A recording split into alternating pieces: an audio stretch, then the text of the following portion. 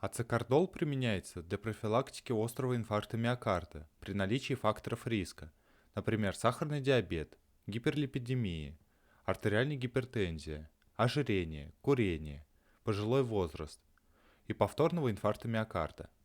Применяется при нестабильной стенокардии, для профилактики инсульта, в том числе у пациентов с переходящим нарушением мозгового кровообращения, для профилактики тромбоэмболии после операций и инвазивных вмешательств на сосудах, например, аортокоронарное шунтирование, эндотерэктомия сонных артерий, артериовенозное шунтирование, ангиопластика сонных артерий.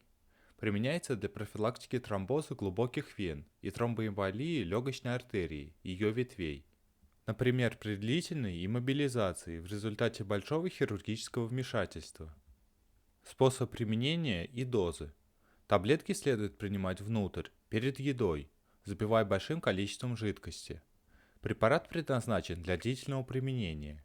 Длительность терапии определяется лечащим врачом. Профилактика при подозрении острого инфаркта миокарда 100-200 мг в сутки или 300 мг через день. Первую таблетку необходимо разжевать для быстрого всасывания. Профилактики впервые возникающего острого инфаркта миокарда при наличии факторов риска 100 мг в сутки или 300 мг через день. При профилактике повторного инфаркта миокарда, нестабильной стенокардии, профилактике инсульта и переходящего нарушения мозгового кровообращения, при профилактике тромбоэмболических осложнений после хирургических операций и инвазивных исследований применяется по 100-300 мг в сутки.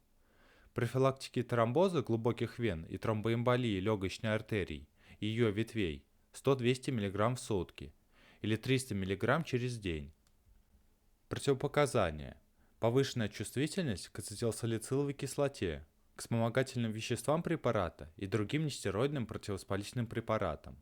Эрозивно-язвенные поражения, желудочно-кишечное кровотечение, геморрагический диатез, бронхиальная астма, индуцированная приемом салицилатов и нестероидных противовоспалительных препаратов, сочетание бронхиальной астмы, рецидивирующего полипоза носа и околоносовых пазух и непереносимости ацетилсалициловой кислоты, совместное применение с метотрексатом в дозе 15 мг в неделю и более, беременность 1-3 триместр и период лактации, возраст до 18 лет.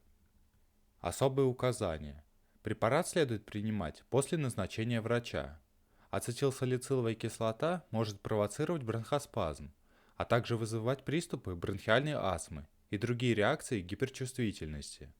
Факторами риска является наличие бронхиальной астмы в анамнезе, сенной лихорадки, полипоза носа, хронических заболеваний дыхательной системы, а также аллергических реакций на другие препараты, например, кожные реакции, зуд, крапивница.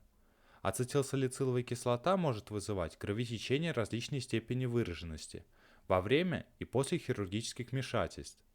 Сочетание ацетилсалициловой кислоты с антикоагулянтами, тромболитиками и антитромбоцитарными препаратами сопровождается повышенным риском развития кровотечений.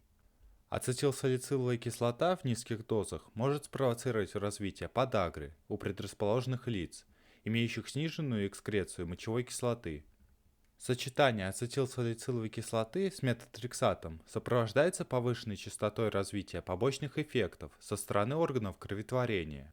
Высокие дозы ацетилсалициловой кислоты оказывают гипогликемический эффект, что необходимо иметь в виду при назначении его пациентам с сахарным диабетом, получающим гипогликемические препараты. При совместном назначении глюкокортикостероидов и салицилатов следует помнить, что во время лечения уровень салицилата в крови снижен, а после отмены глюкокортикостероидов возможна передозировка салицилатов. Побочные действия. Возможны аллергические реакции, крапивница, отек квинки, иммунная система, анафилактические реакции, желудочно-кишечный тракт, тошнота, изжога, рвота, болевые ощущения в области живота, язвы слизистой оболочки желудка и двенадцатиперстной кишки, в том числе перфоративные, желудочно-кишечные кровотечения, повышение активности печеночных ферментов, со стороны дыхательной системы бронхоспазм, со стороны системы кроветворения повышенная кровоточивость, анемия, редко, Со стороны центральной нервной системы – головокружение, шум в ушах. Условия хранения и срок годности. Хранить в сухом, защищенном от света месте, при температуре не выше 25 градусов. Хранить в недоступном для детей месте. Срок годности 3 года.